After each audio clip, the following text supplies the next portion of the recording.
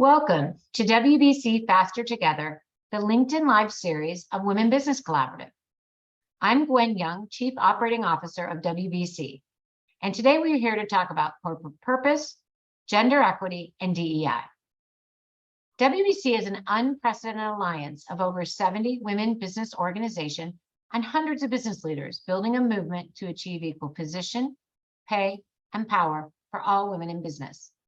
Through collaboration, advocacy, action, and accountability, we are mobilizing thousands to create momentum and accelerate the pace of change. We live our commitment to DEI, and members of our leadership, a diverse board of directors, and advisory and leader councils include more than 34% people of color. Please check the chat for our 9 action initiatives through which we aim to accelerate change, and join our movement at wbcollaborative.org. Each week in this series, we offer different ways to advocate for change and accelerate impact by presenting data, research, and best practices, by lifting up the power of women's voices for change, and by showing the importance of cross-generational collaboration and the allyship of men in the movement. Today, we want to talk about building corporate purpose and the link between gender equity, DEI, and the Sustainable Development Goals. We are joined by Ann Chambers and Christiane Orton to talk about corporate purpose and the link with the S and ESG. Welcome, Ann. Welcome, Christiane. Thank you. Hi, Gwen. So great to see you. So great to see you. So I'm glad we could be bi-coastal today. So happy lunch and happy breakfast to those of you on both coasts. Let's start off with, what is a company of purpose and why is this phrasing important? Ann, can we talk about this a little bit? Yeah, historically, a company's purpose was really to make money, and we all know that. But thankfully, in the last few years, we've really seen a shift. And a lot of that was actually pushed, ironically, by BlackRock, when they really pushed for purpose, and the Business Roundtable embraced the whole idea of purpose now being the purpose of a company being what is the impact they have on society and on the planet. And that has been a tremendous shift, and really exciting to see the impact that shift can have in business in general. And the way we look at it, we look at it with the lens being focused on customers, employees, and the impact that they have on their communities where they work. That's kind of generally the way I think WBC looks at it, as well as the way 17 Ways looks at it. But it's interesting when you talk about purpose with companies. Very often, it's nerve-wracking for leaders to think about what is my company purpose going to be, because some companies are born with it, right? It's in their DNA when they start. Christiane and I were talking about it yesterday. Well, actually, Christiane and I talk about it all the time, but in this case, there are companies like Patagonia that have purpose in their DNA. Von Schnard started the company with purpose. Howard Schultz is a great example with Starbucks. Everything that he intended to do, he's actually done relative to purpose, taking care of his employees, thinking about his retail outlets as community centers in a way. And sourcing his beans, right? Sourcing all the coffee beans from sustainably. That's been from day one. So what happens if it's not in your DNA when if you're not born with it?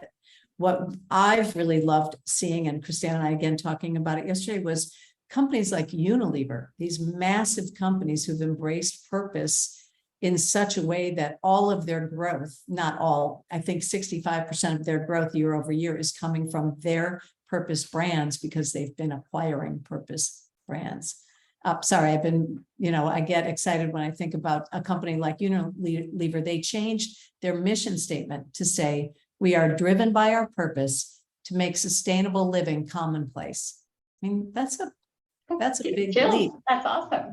Yeah, it's fantastic. And all their growth is coming from their purpose, and their gender balance is in management is 52 to 48. Female to men. So it's pretty cool. And that, we're excited about that as we talk about you and I and Christiane with the WBC too, because that representation matters. Like, part of the link to purpose is kind of who's sitting around these decisions, talking about your employees, your customers, and your communities.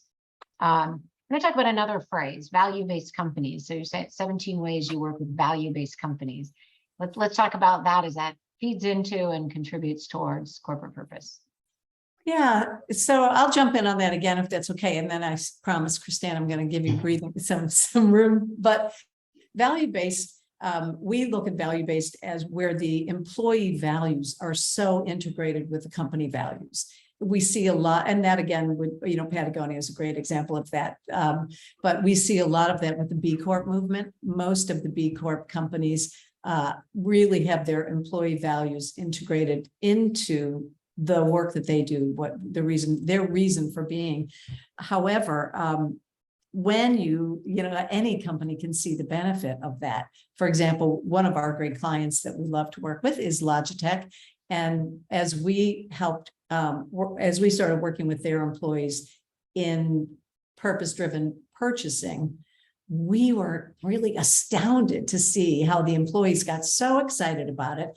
And when they realized that they had more power in their role than they really dreamed of, where they could bring their values to the company and make their purchase decisions based on their own values. It's really remarkable. Christine, do you want to add to that at all? Well, I mean, it's really the alignment of the company values with the employee values. And people, when they're given the freedom and the permission, I guess, to bring their values to work, you get more excited and employees, more loyal employees, and you also get a more inclusive environment.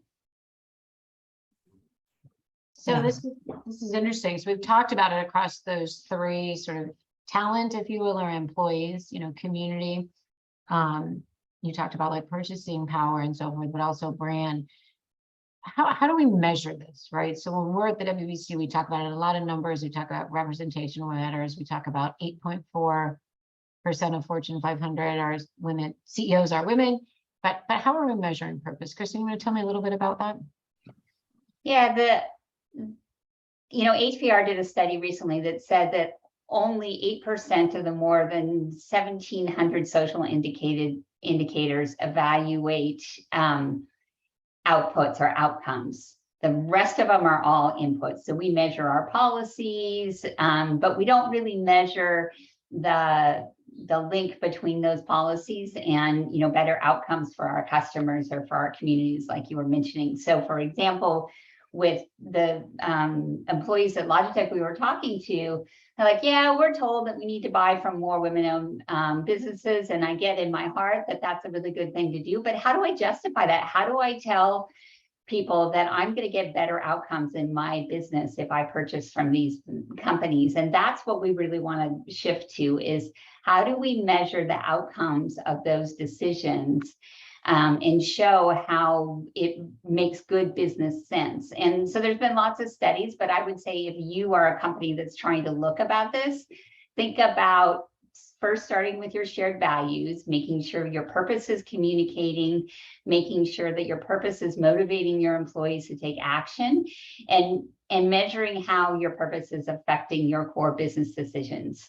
And then at 17 Ways, we are using the SDGs because they are a measure of outcomes.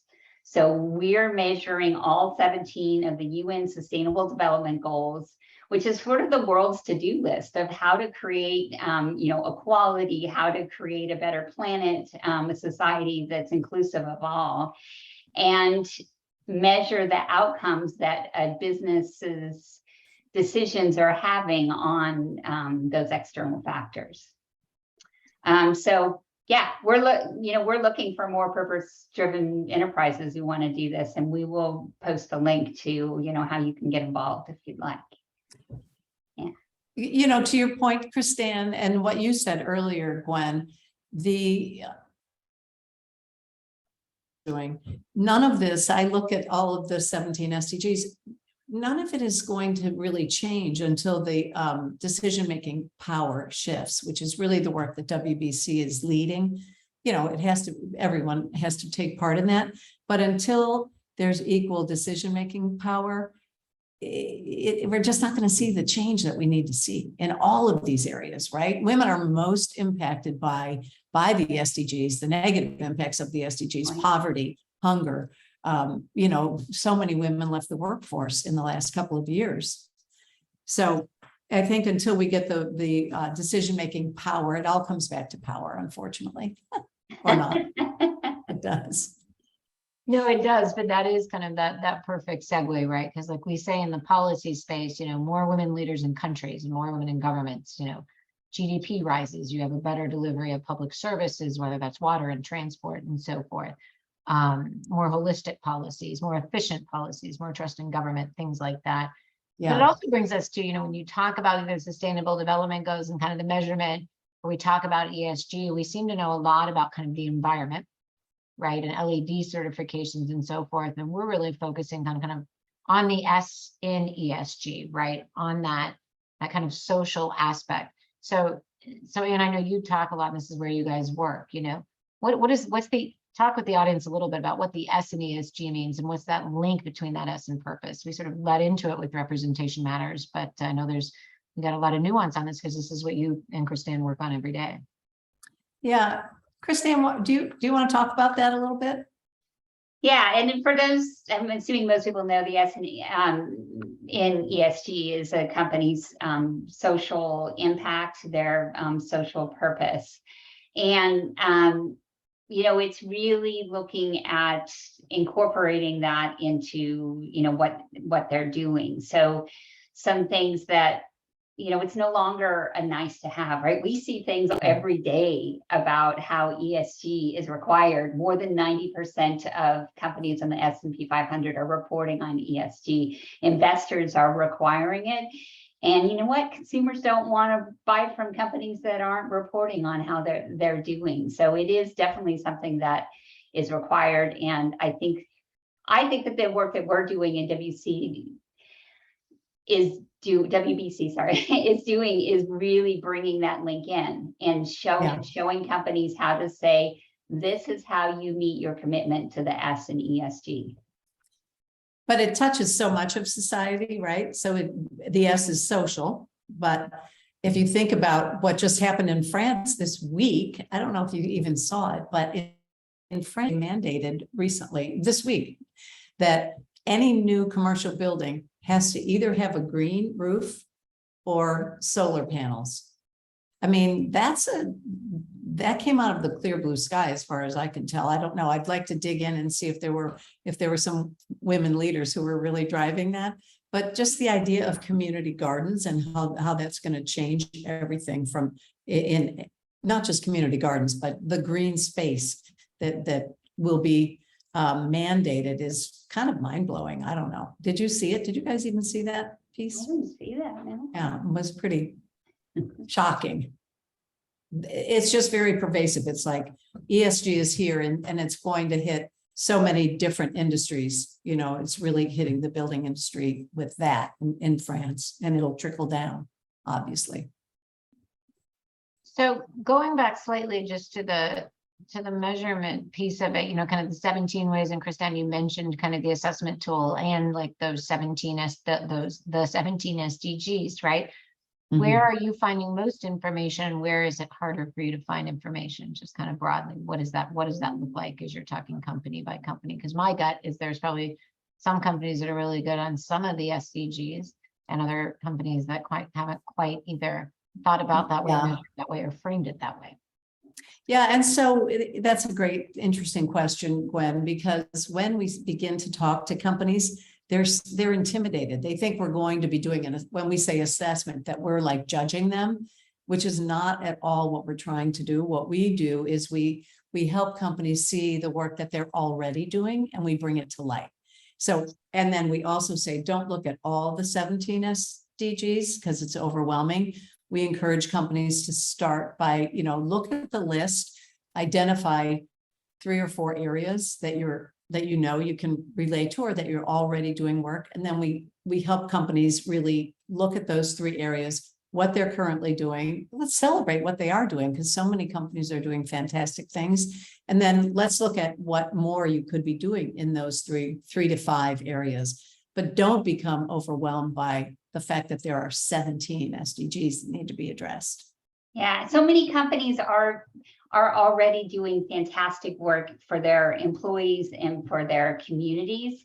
And they're doing it, and of course, most of these are women business leaders. You know, we've been talking with all these different small business owners, and they just have in their hearts, right? I need to make sure that my employees are paid. I need to make sure they have a good environment to work in, even if they're working from home. One of the interesting stories that came out of some of the work with our buyers is that they said, well, I only buy software, so I don't have it, so there's no environmental impact.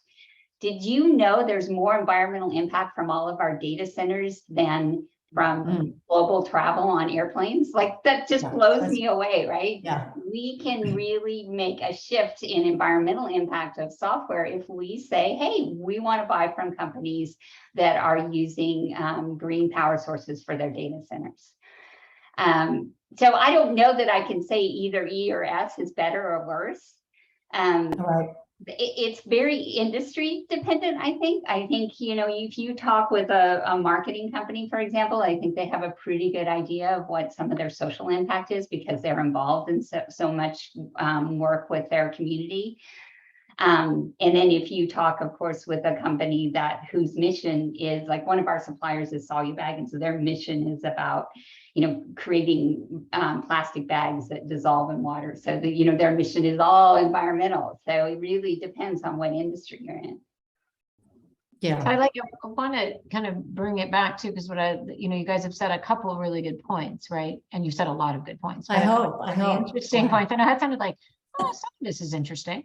But you know, you said a lot of these companies are kind of women-led, right? And a lot of them are sort of, and I think that's important, going back to Anne's point about kind of representation matters.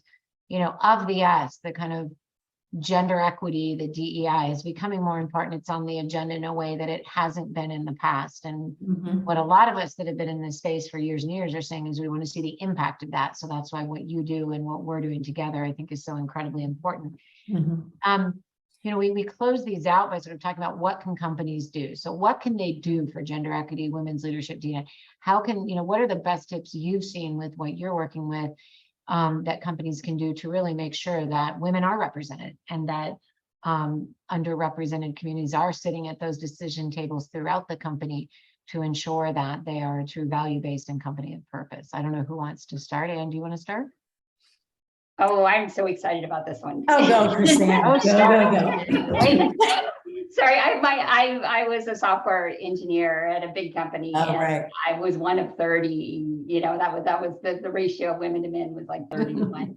So, and it's the minute I joined that company, they put me on the diversity council and said, you fix it. And that's the wrong approach, right? We all know that's the wrong approach. What we want to do is develop inclusivity. And this is why it connects back to values-based companies and purpose companies, is that those companies have at their core a value of inclusivity, of ensuring that everybody shares those values and looking for ways to sort of develop those and grow them. So I would say when you're hiring, I saw this great article just recently where somebody said diversity, that term diversity is actually racist and sexist, because it's saying that people of a certain race or sex are inherently diverse, when we all know that everybody we know has got diverse thought. So think about creating instead of thinking about diversity, think about creating an inclusive culture that invites that diverse thought. When you hire, think about hiring people with shared values,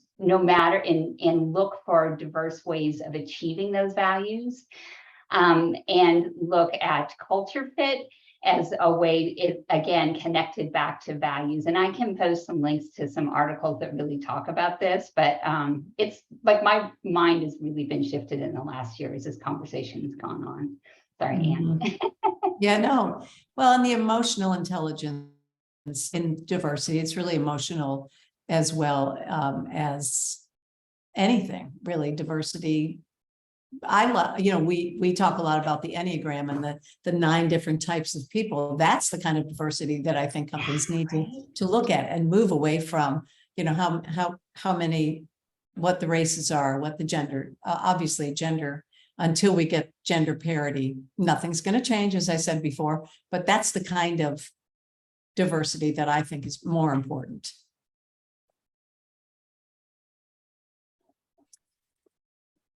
Oh, I think you're on mute.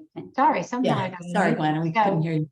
I was nodding and agreeing in the background with all of that, and that shifting the paradigm and shifting how we talk about everything. So thank you, Anne, and thank you, Christine. That's all we have time for, but thank you for your insights today. It's been enlightening.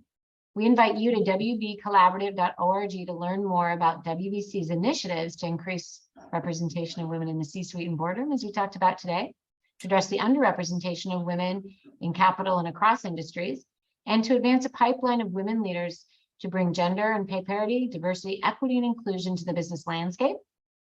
Join us next Thursday, August 18th, where we'll talk with Linda Peak-Schacht and Anne-Marie Squeo, the CEO and co-founder of Proof Communications, more about communications and impact. And most importantly, we are 7 weeks out from the WBC Action for Impact Annual Summit. So please register, join us, where we have more than 75 speakers. We will be talking more about corporate purpose with the companies themselves, and with 17 Ways, with Anne moderating that panel, as well as our 10 CEO award winners and our 6 trailblazers. So please register and join us weekly to keep up to date on our next guests, on our progress, and the movement for gender parity in business by following us on social media at WB Collaborative on Instagram, Twitter, and LinkedIn, and have a wonderful summer Thursday. Thank you, Gwen. Thank you Thank you both. so much. Thank you.